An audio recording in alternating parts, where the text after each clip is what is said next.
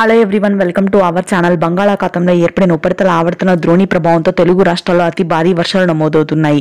ముఖ్యంగా చూసుకున్నట్లయితే తెలంగాణలో రాళ్ల వర్షం కురుస్తుంది. హైదరాబాద్ నగర ప్రాంతం మొత్తం కూడా రానున్నటువంటి 3 రోజుల పాటు ఇదే విధంగా ఉంటుందని హైదరాబాద్ అమరావతి వాతావరణ కేంద్రం వెల్లడించింది. వివరాల్లోకి వెళ్దాం, వాతావరణ పరిస్థితులు తెలుసుకుందాం. వాటన్నిటికంటే ముందు మీరు ఇంకా మన ఛానల్ కనుక సబ్స్క్రైబ్ చేయనట్లయితే వెంటనే సబ్స్క్రైబ్ చేసి పక్కన ఉన్న బెల్ ఐకాన్ కూడా క్లిక్ చేసేయండి.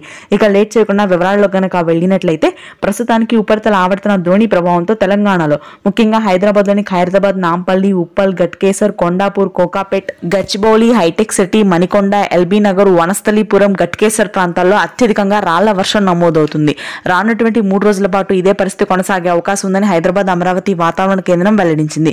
ఇదిలా ఉండగా తెలంగాణలోని కొన్ని ప్రాంతాల్లో ఇంకా భారీ వర్షాలు నమోదు కానున్నాయి. మహబూబ్ నగర్, గద్వాల్, కరీంనగర్, వరంగల్, ఖమ్మం, భద్రాద్రి, కొత్తగూడెం, మేడ్చల్ ప్రాంతాల్లో అత్యధికంగా వర్షాలు కురుస్తాయని వాతావరణ కేంద్రం హై అలర్ట్ ని ప్రకటించింది. ఈ జిల్లాలకి ఈదురుగాలుల ప్రభావం చాలా అధికంగా ఉండనుంది.